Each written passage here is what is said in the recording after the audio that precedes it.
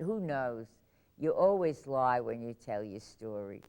I could probably tell it differently. Depends on the theme I think you decide to use. Or I could tell it like a very grave psychoanalyst. But I choose to tell it this way.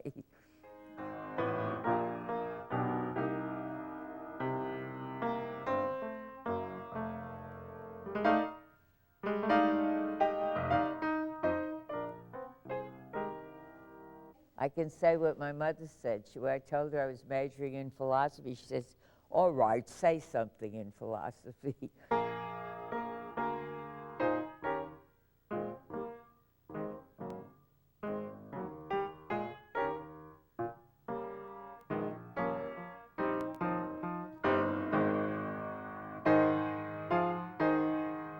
In my philosophy and in people who share it, the right to phrase a question is as important as the right to name what's happening around you.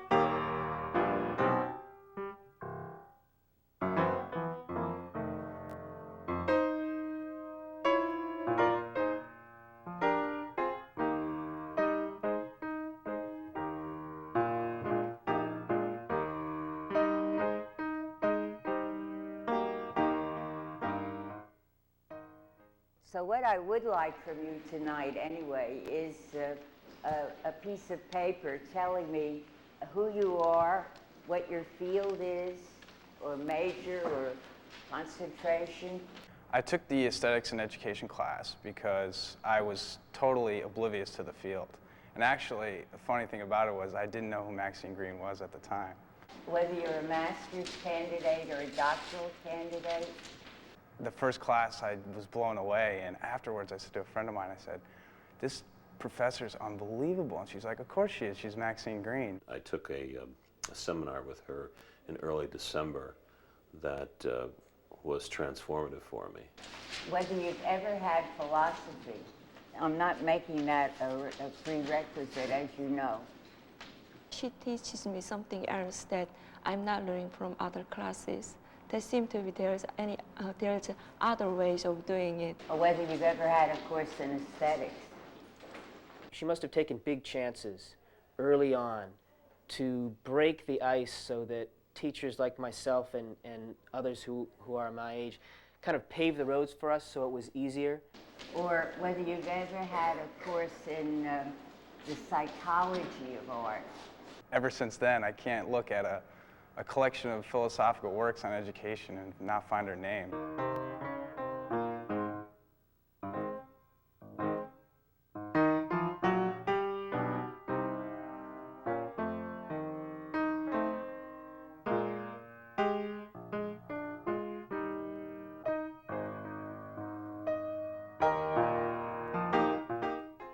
It always seems so important to me, and I learned this partly from existentialist thinker, that I first began to know the world as a body, a little body in a big world. I might as well tell the honest truth. What do I care how old I am? Born in 1917, before the First World War ended. And as I grew up, my perspectives were embodied perspectives. I began to know the world, not with my mind, but with my shoulder and my hand and under the bridge table and smelling the carpet, you know, and looking way up at my father. My father came from a German family. I think he was one of 7 children and almost totally non-educated. He said, I graduated in the 3rd grade. But I still would insist to remember that consciousness is an embodied consciousness. You know, anything that separates the head from the body is false. They had 4 children. I'm the oldest. And my middle sister, Jean, just my luck, you know, was pretty. That often happens. And I thought I was very ugly, you know, and she was very popular. And this is almost a cliche scene. I'd be upstairs reading or writing poetry, and she'd be downstairs with all the boys in the whole neighborhood, you know, and I'd be like, it was such a shame for the neighbors. The older sister didn't have a date. I think it's common, at least in what I read about intellectual women, that for some reason their fathers favored them, and probably in a time when women were so repressed, they had a different vision of what they would be than if they followed their mother and think, I want to make good cakes and I want to be a clean housekeeper. It's very common for women intellectuals to have had close relationships with fathers who had high aspirations for them, going all the way back to Elizabeth Cady Stanton in the 1840s when she calls the Seneca Falls Convention. It was her father's encouragement of her reading law in his law office that was the formative experience in her life. And every woman intellectual I can think of has a parallel story to tell. My father started a business which became a very well-known business for a long time. Even the name was so typical of my father. It was called Richelieu pearls. They were artificial pearls made of fish scale. I can still smell the chemical in the factory where he made it. Smelled like nail polish.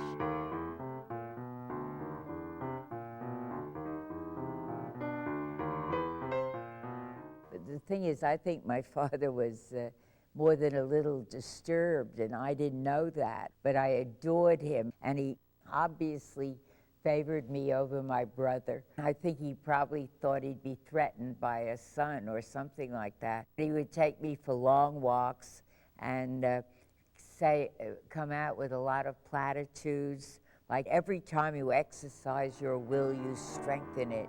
And he argued against flaccidity and apathy and weakness. So he was, without knowing it, a kind of Nietzschean, you know, talking about power and will and all this. And it really took me a long time to realize what nonsense it was. Really, you don't know that. It's just like you don't know you're poor, you don't know you're rich, you don't know your father is crazy.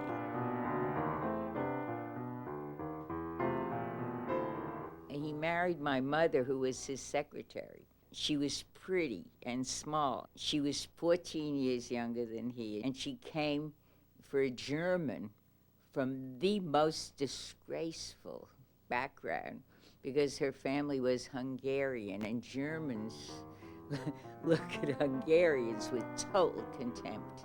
But he married her anyway, and I think they had a terrible marriage.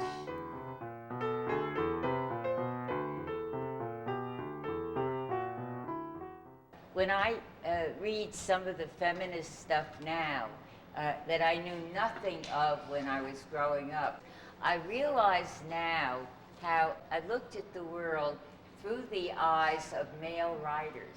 Because I read almost all men writers, you know. Like, for example, American literature, as most of you know, is full of men who go out in pursuit of whales or to the wilderness or to Walden.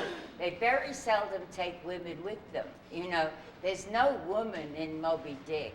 You know, there's very few women in the Adventures of Huckleberry Finn. We were brought up in a private house on Underhill Avenue in Eastern Parkway. When I was 15 or 16, I got radicalized because I was so guilty living in the house on the corner. And then I discovered poor people, and I thought my father was an exploiter, you know, in a factory.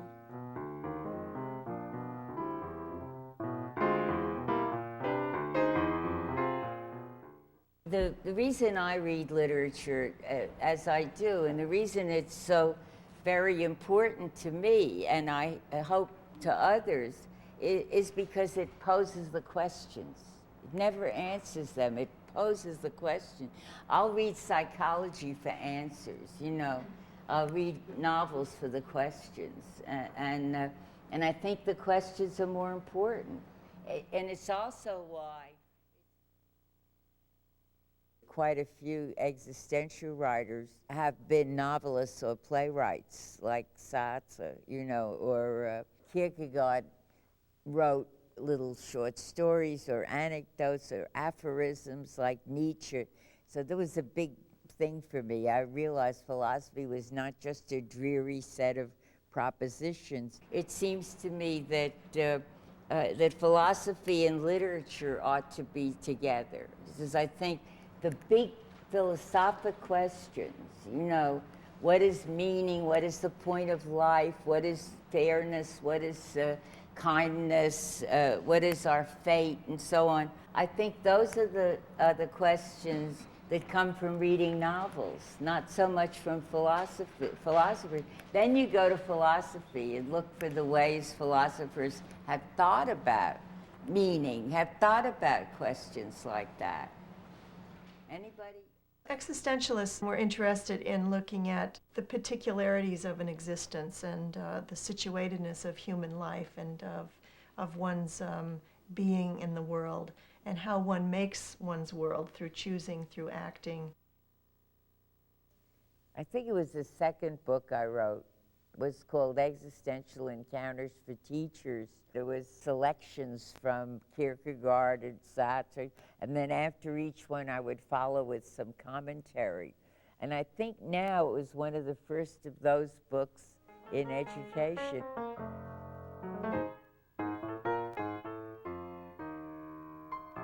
Most of us know enough to recognize that the young are not empty vessels, but centers of energy in search of meaning, in search of some way of grasping their situation in the world and their relations to others. The point is to address them as persons in process, and to do so as teachers in process, in quest, imagining what we might come to be.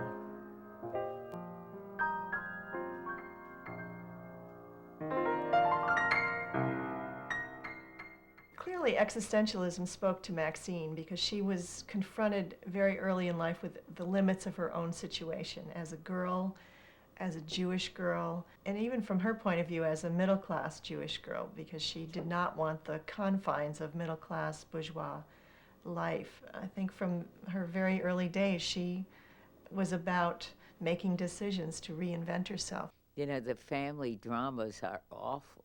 They're just awful. Novelists know that, but people like philosophers and psychologists forget it.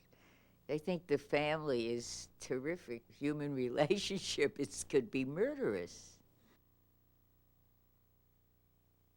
The Brooklyn Museum, near where we live, had free concerts on Sunday in the sculpture court.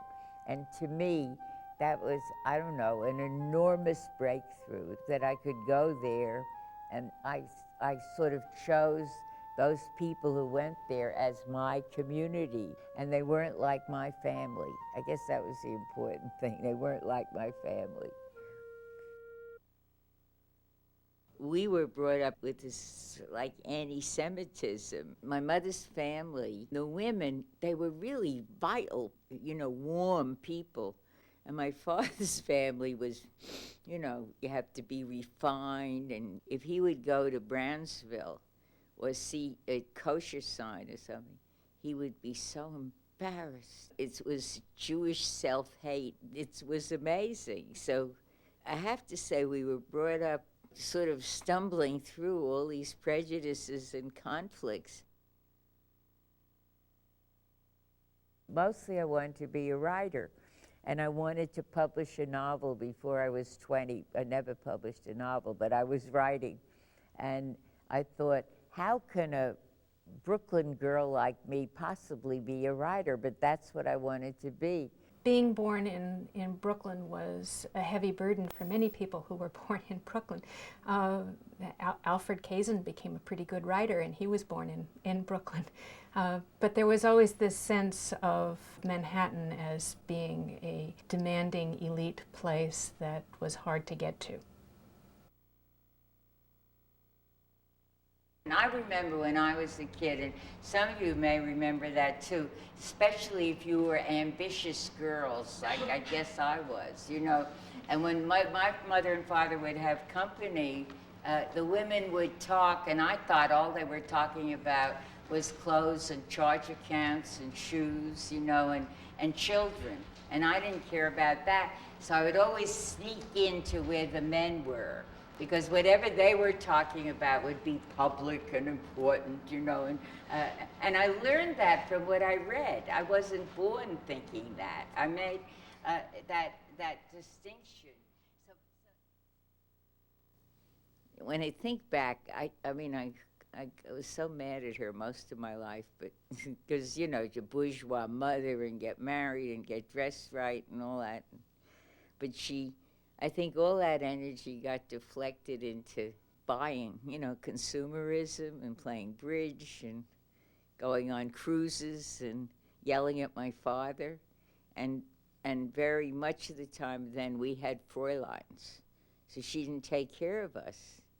And when I think now, I mean, I think it was just one of those sad things about women. It was a kind of middle upper class thing, but she was really, her life was miserable, I think. Now I feel great compassion for my mother, and I suppose some of us became feminists when we discovered that compassion. For example, a book by Doris Lessing, one of her early works was called The Golden Notebook, which took different perspectives on a group of women. And I remember even when I started here at Teachers College, The Golden Notebook was kind of a token title. And if we'd meet another woman who was a little bit bookish, we'd say, "Did you read The Golden Notebook?" You know, and it meant, my God, we're looking at things nobody ever told us about before. You know, women not there just to be looked at, not simply passive women. I guess the point I really want to make so badly is the way in which what we read or the paintings we encounter affect the way we constitute meanings, the way we create our own identities. The first book I wrote was The Public School and the Private Vision. It struck me so odd that the educators in our country, whether it's Horace Mann or Dewey, they're all such yay-sayers and pious promisers and all that, whereas most American writers, not Emerson, but most American writers are tragic writers.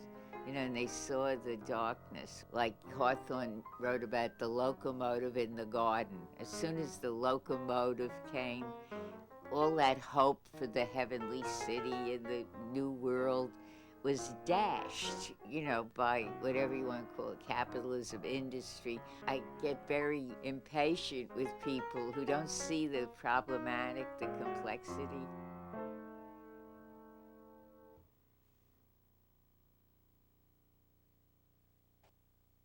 In many ways, Maxine anticipated what is now considered sort of a postmodern stance on progress, which is a sort of a skepticism or sort of an incredulity toward the belief in progress, toward the belief that we can fix any problem that comes our way. She fights or blunts the American optimism that pervades much of education. Like, schools are supposed to be the avenue to fix all kinds of social problems. And I think she just is a voice to temper us from that certainty that things will always get better, that we're on this linear progression forward, and all movement is positive, and all movement and all progress is good. And we talked a little about various postmodernist views that refuse a separation between subject and object.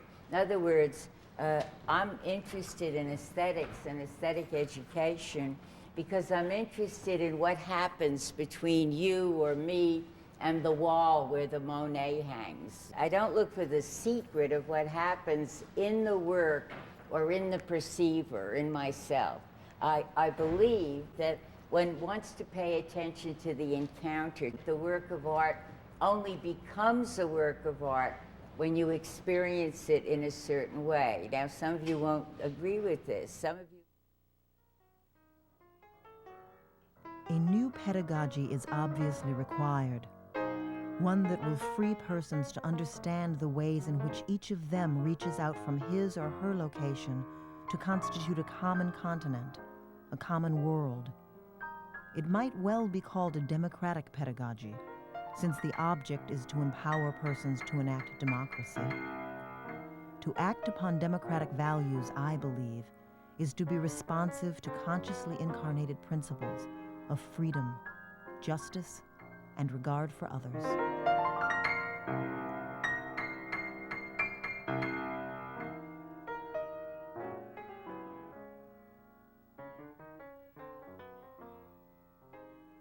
What bothered me about Dewey was I thought he had no tragic sense of life. Everything was soluble, everything intelligence, social intelligence, could do everything. And it wasn't enough for me. John Dewey was at the University of Chicago in the early part of the century as a philosopher, and also began the University of Chicago Progressive School. He was attracted to Columbia and became the most noted philosopher of America, probably in the whole 20th century. Dewey is often associated with progressivism, progressive education. Here's my copy of the Progressive Giants in 1947, reading from left to right: George Counts, John Dewey, Boyd Bodie, William H. Kilpatrick. That whole era of progressivism embodied a certain faith and belief in progress, in growth, moving forward, development, being positive. And Dewey was part of that historical moment. He was asked to give a course at Teachers College. One way Maxine is different from Dewey, even though she comes out of his tradition, is that she doesn't have quite the same American optimism that he does. I think just their own situatedness affected that. He was from rural Vermont. He was very much grounded in a particular American mythos. She comes out of an urban, Jewish, intellectual, European experience. And we all go looking for the truth. We need the truth. We need something to stand on. But I think the reason teaching is so fascinating today is because of multiplicity, is because the object is not to answer, but to engage the student in the search. That's what you do. That's what you do.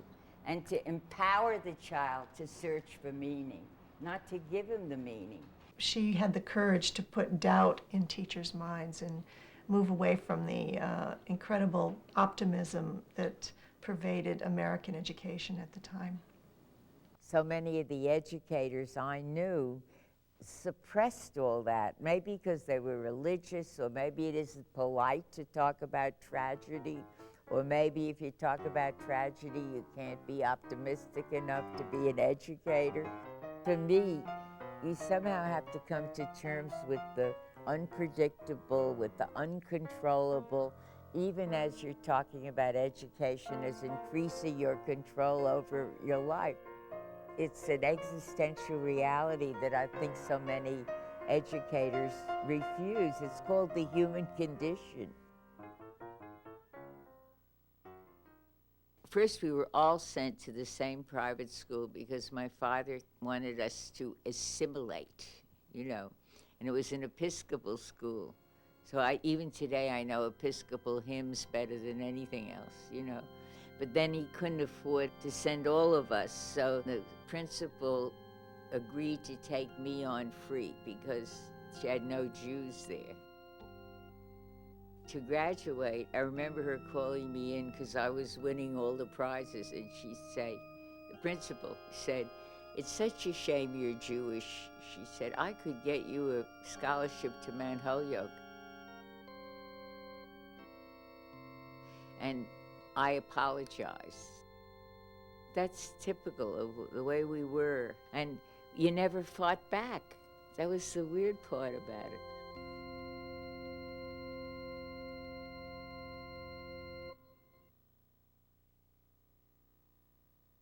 And I went to Barnard because the quota was bigger. In the 1930s, between 10 and 15% of women were going on to college. It was still a relatively unusual thing to do. There were higher aspirations for some ethnic groups than others. It was more likely for the daughters of Jewish families to go on to college than daughters of Italian families. But I didn't know how to leave home. I wanted to leave home too. So the only way really to leave home, I thought, was to get married. So I eloped as soon as I got out of college. A typical Barnard student in the 30s would have either married or have become a teacher. And nobody at Barnard ever said, did you ever think of going to graduate school or law? Because I was smart, you know, I got Phi Beta Kappa. But no, they educated you to marry you.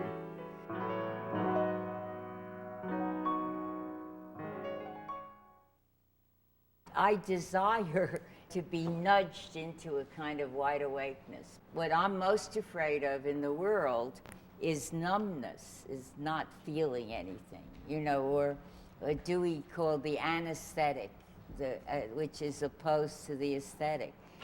I'm much more afraid of that than I am of a toothache, although I don't like toothaches, but the feeling of deadness is the worst to me. And when a novel can break through that, then I welcome it. I may not be happy, you know, but I welcome it.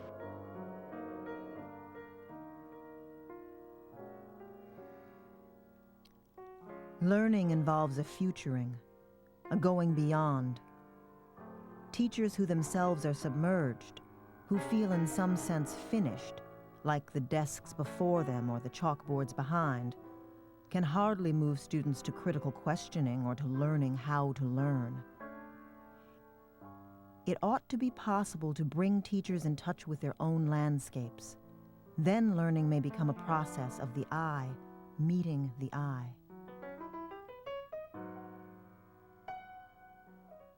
In the meantime, I got married, and I was trapped into something I never reckoned on. He decided to be a psychoanalyst and became a devotee of Freudianism and was very unsympathetic with what I wanted and would say, the only thing you were good at was school. Naturally, you want to go back to school. So eventually we were divorced. My child was very unhappy because I was remarried right away. I never allowed the spaces in which I could make a real existential choice. I always jumped into the fire right away. And then I thought, maybe I should go back to school. My one requirement was the class had to be from 10 to 2, and everything depended on that. There was one at NYU, and it happened to be at a school of education. I could drop Linda at school in Brooklyn, take the subway to NYU, and get back to pick her up. That's why I'm in education today. It was still very unusual in the 1950s for a woman who had children to be pursuing graduate study. The fact that Maxine Greene devised a way of doing it by choosing a school that was holding classes at times when her children were in school is interesting but unusual. Still into the 1950s, women felt that they needed to make a choice. They were either going to go on to graduate school or they were going to marry and have children.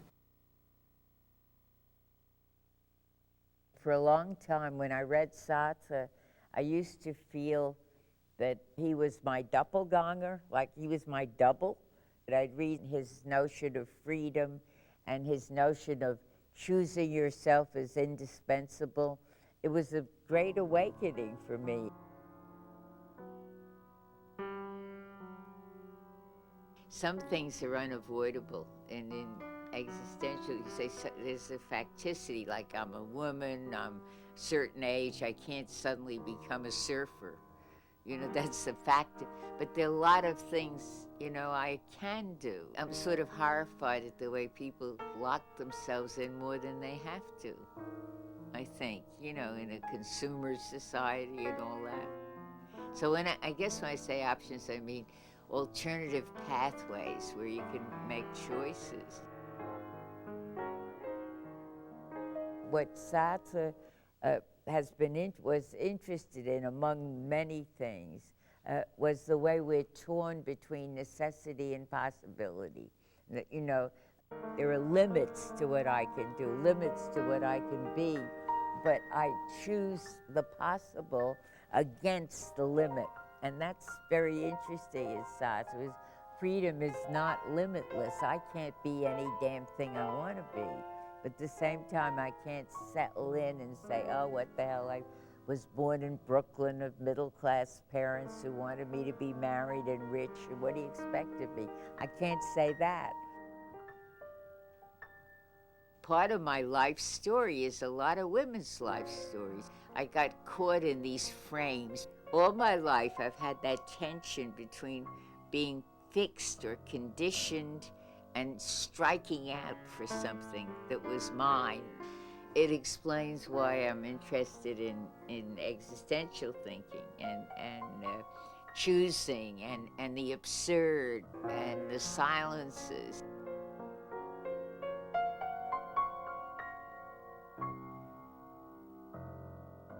I got my doctorate at NYU and found it very hard to get a job because I got my doctorate in philosophy of education, and there were very few women in that field. Women tend to talk about the fact that the faculty members that they're working, with whom they're working, their advisors, are encouraging, but that the broader atmosphere in which they're operating is discouraging. It was very hard getting jobs. I got one in Montclair teaching English, and I'd never taken a course in English. I didn't stay. The club where the faculty often had lunch didn't take Jews, nor did the golf club there. So I thought this was probably no place to move at the time.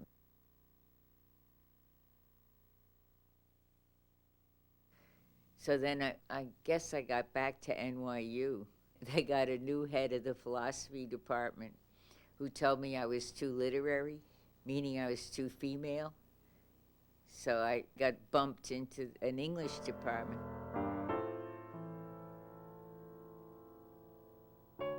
There's always been, I guess, in academia, I think, this tendency to make sacred codes out of the language so the plain people can't break in.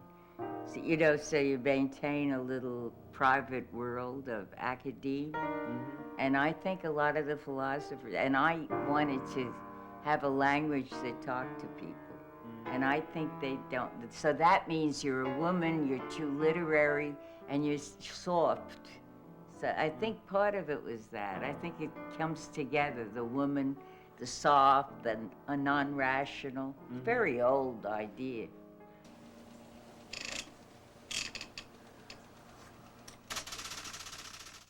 To be a woman intellectual in the 40s and 50s meant being relatively lonely in terms of the wider intellectual circles of the time. In many ways, as surprising as it seems now, she had to come in through the back door to the field of philosophy of education. There aren't that many public intellectuals or university intellectuals. If you look at Columbia in the 40s and 50s, there's Marjorie Hope Nicholson, who is professor of English. In fact, she's the first full professor in the university when she's hired in 1940. There's Ruth Benedict, who is still only an associate professor in anthropology. Margaret Mead is teaching as an adjunct in anthropology, but not as a regular faculty member. The intellectuals of the 40s and 50s tend to be outside of the university to be writers, Mary McCarthy, Elizabeth Hardwick. To be an academic woman in the 1940s and 50s is very rare. Philosophic aesthetics looks at the meanings of what we say when we talk about art, or assumptions of which we're not aware. It tries to clarify the language with which we talk about art. Maxine was very much an interdisciplinary person from the start, and that was a very unusual situation for people in philosophy in general, and also particularly philosophy of education. Many of you, in reading about school reform, are used to the phrase active learning. That's another cliche now, but active learning and the making of meaning. It seems to me there is no better example of active learning than there is in art experiences, you know.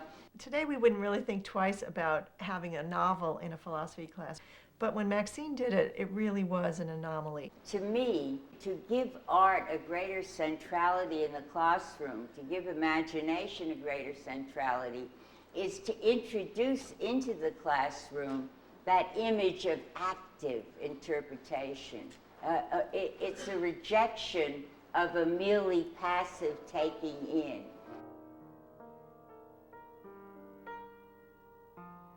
Once a teacher acknowledges that learning takes place only when a learner takes responsibility for his or her own learning, once a teacher acknowledges the role of the student's resolute will, that teacher then is positing and encouraging the autonomy of each student in the class.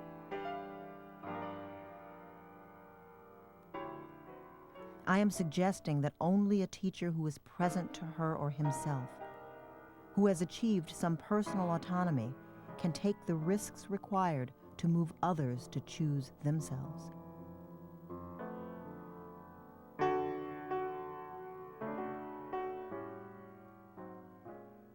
The French philosopher was saying, should we get an abortion, and where can I get an abortion? Or will I give way under torture? I mean, real existential questions, where the British philosopher was just the puzzles, linguistic puzzles. And they would say the kind of things I was interested in were meaningless.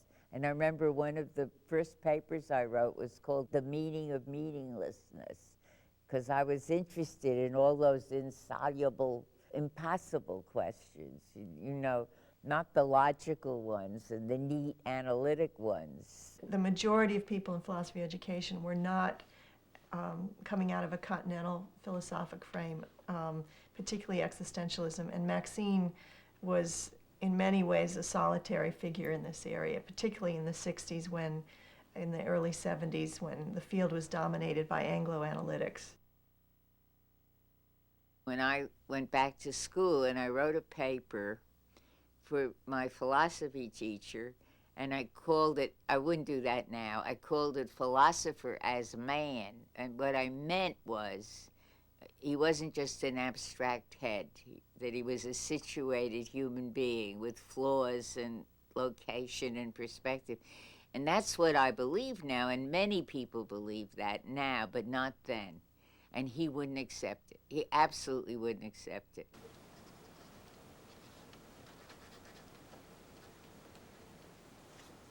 Begun in the 50s in Cambridge with Bertrand Russell, G.E. Moore, they focused on language.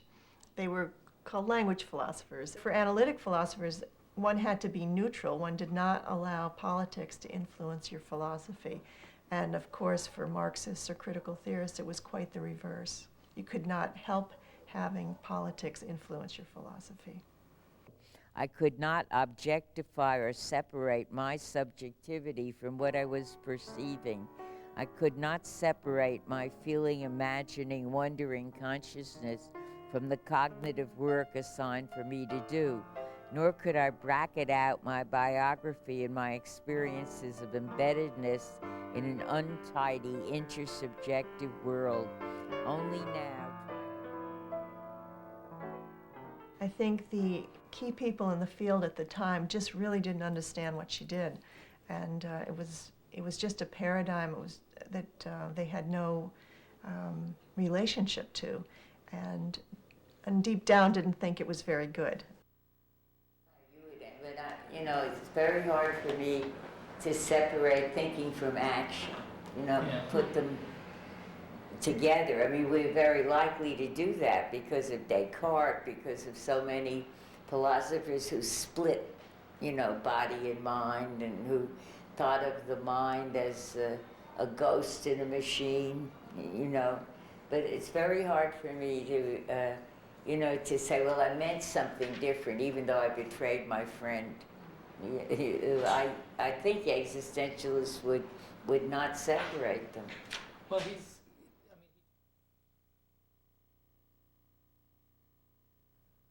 The really academic philosophers think to do philosophy is to keep your head above the murky waters of practice, is to read Heidegger, is to focus on the classics and the canon. I am trying to say that the concerns of teachers are as profound as any philosopher's concerns could be. They have to do with good and bad, with freedom, equality, and justice, and all these things, don't they?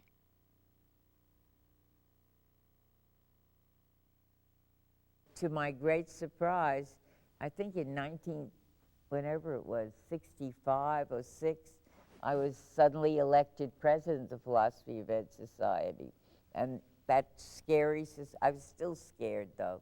I was terrified as well. There was a sense of people being very well trained to bite your head off. That was the fear, that was the feeling that one had. If you weren't quick on your feet, if you didn't have that really sharp mind who could come back with a really logical retort. I was terrified of male colleagues and fellow members of the Philosophy of Education Society. They were analytic philosophers. They drank a lot and they smoked as much as I did. And they did most of their work in smoky, alcohol-smelling hotel rooms when there were meetings. And somehow or another, women weren't welcome. I don't know what it was, but I was terrified of them. And that was part of the discipline of becoming a philosopher, was to not take any of this personally, was to just go after what the idea was and go off then and have a drink with somebody. It was also an atmosphere that was fraught with the competitive posturing of male professionals whose lives were centered on their careers. And her life was centered not only on her career, but on her family. And it's not surprising that she would have felt uncomfortable in that context. Then I went to Teachers College. So I thought I was going to be in philosophy and social sciences. So I went to be interviewed, and the English department was interviewing me because they had never hired a woman in philosophy and social science. And then at TC, she had to come in really through English and also through the editing of the Teachers College record. So there was no real sense that here was an up-and-coming philosopher of education. She really had to fight for that label.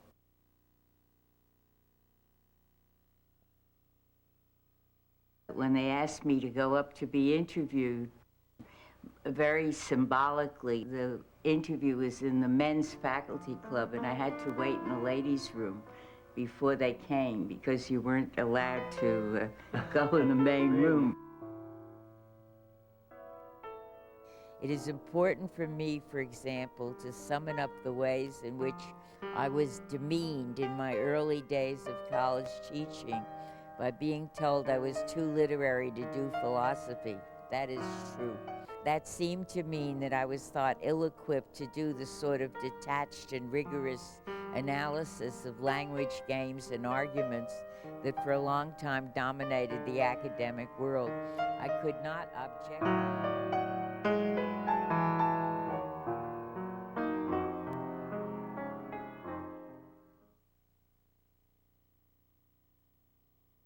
You know, when I went into that department, they treated me like a new professor. They had to get letters from people. I mean, it's really, that's why I wrote a piece, called it Exclusions and Awakenings. Most of the things I did ended in my being excluded, either because I chose a field that didn't like women in it, or I chose a philosophy, existentialism was not popular, or I was a radical when I should have been a nice little conformist girl in Brooklyn. That's how you define yourself, I guess. Mm-hmm.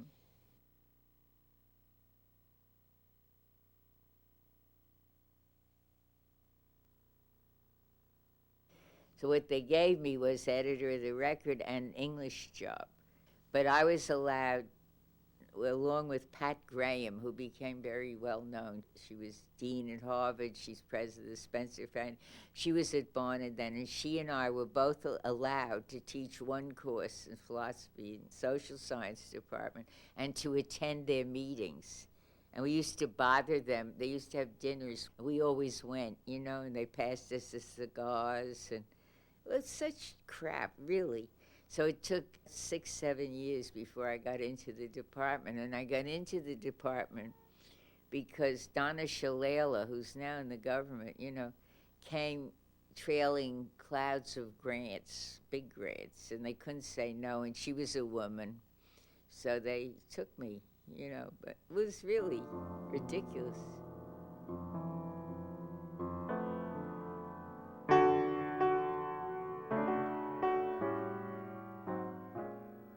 Teaching is a question of trying to empower persons to change their own worlds in light of their desires and their reflections, not change it for them. The point of it all is for individuals to make sense of their own situations.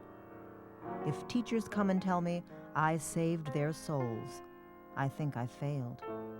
If a teacher comes and tells me, you know, my kids got together and went to the principal's office to protest school policy, then I think, well, that's not too bad.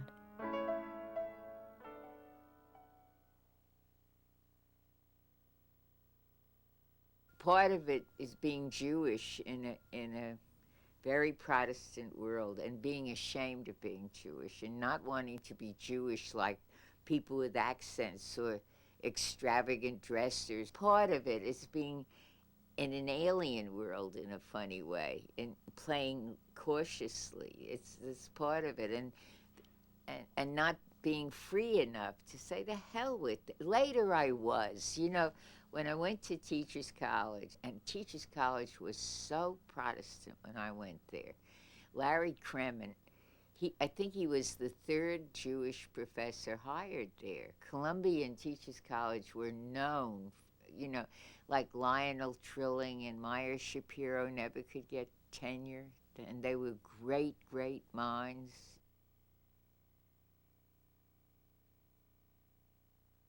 Larry used to tell me that they sang Protestant hymns at faculty meetings, and he would play because he could play. He was a good pianist.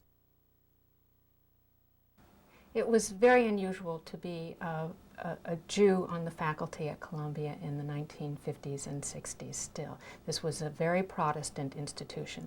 In fact, it had been for a very long time an Episcopalian institution, and the first president of Columbia University, who was not an Episcopalian, was Dwight D. Eisenhower, who was appointed president of Columbia in the late 1940s, and special provision had to be made because he was Presbyterian. And I remember I was so caught up with these Protestant men, I couldn't stand it. And they would have like tea when the lecture would come. Instead of having a drink like normal people, they'd arrange, you know, clinky little teacups like a girls' college. I always remember one guy, I think he's dead now, a big, tall, heavy guy. And I used to tell him, oh, I love you. I could smell the delicatessen when you come in. There was something that I was willing to affirm that I never had been willing to affirm. The progressives didn't seem to have a tragic sense of life that the existentialists had. They didn't consider the human condition. I've had to come to terms with the things I have no control over. I mean, that I lost a daughter, and my father committed suicide, and all these things that somehow, you know, come out of the blue that show you that you can't control, and things that affect you so deeply that they're going to shape your choices and your expectations and make you far less confident of what lies ahead. Linda was the child of my first husband. She's very pretty. She loved to dance. She played the piano wonderfully well, but she wouldn't practice. And she had an awful lot of panache. She was a classics major, and she knew Greek wonderfully. She had bone cancer. And then I was so caught between, should I stay all the time? And the doctor said, if you do, she'll think it's a vigil. And then I had the only spiritual experience I ever had in my life. I was sitting holding the nurse's hand, and all of a sudden I hear, it's like, they always said a death rattle, but it's like a, like something like that. I know it sounds crazy, but I had that distinct feeling that she left.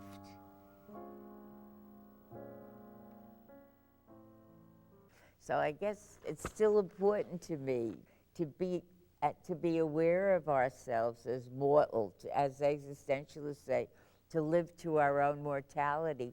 And in some way, life is better if you feel that way, because you enjoy what there is to enjoy more, not less, because it can't be counted on. I still think Teacher is Stranger. It's my favorite, and it went into about 6 editions. I started a book on philosophy of education in the modern age, it was called, with Easy Rider. It's like a modern version of the American Quest, only now it ends on the road with that random murder.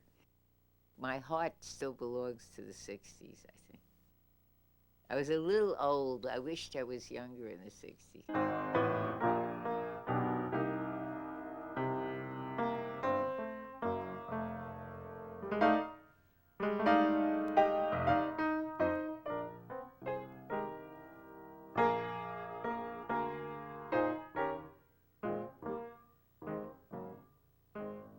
I can't help but recall Teachers College in '68.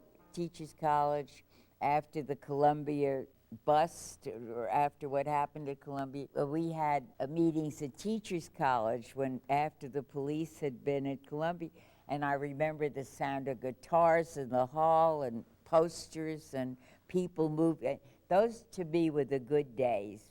Everything was a mess, the classrooms were met, people were moving in and out, people would come in blowing kazoos in the middle of a class, and you really were asked to examine what you were doing there. What am I doing? And that was a different Teachers College. For me, and I think for some of you, teaching is an existential project. You choose yourself as a teacher.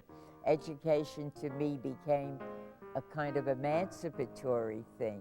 I wasn't going to be a bureaucrat. I was going to be a liberator by means of education and writing and literature. So I think a lot of my interest, was rooted, it's still affected by that. It's still affected by those hopes. So what I think one of the things he's doing is challenging us, challenging the one who reads to be so struck by that call for meaning that you ask yourself, what does it mean? What does it all mean? Why am I getting a doctorate?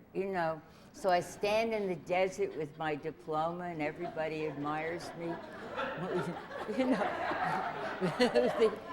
But he really pushes you to make it meaningful. And most of us, I think, in the lives we lead, which are hard, and full of very dull tasks and requirements and walls to climb over, and when you stand back and you say, why am I doing this? It's frightening. You have to create it as meaningful, and I think that's one of the things this book does to you.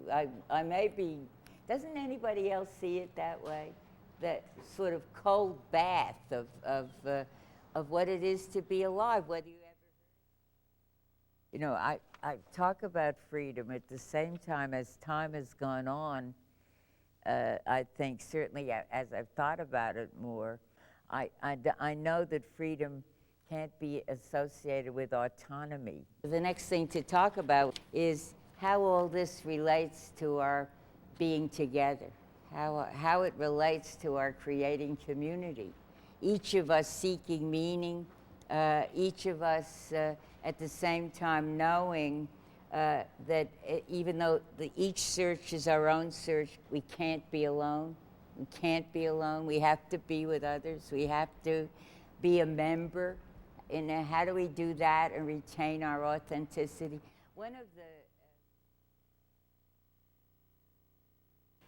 and education is a way of making meaning in your life with other people. You know, and education is a way of learning that you can't create an identity unless you're connected with other people. You know, identity has to do with being with others and for others, and not just your autonomous self.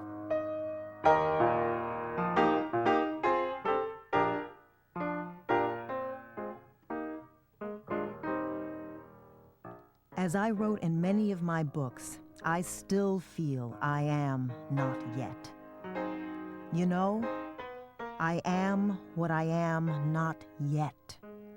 Even at this age, which makes me look crazy, but otherwise I couldn't live at all if I didn't feel there's still something I need to do.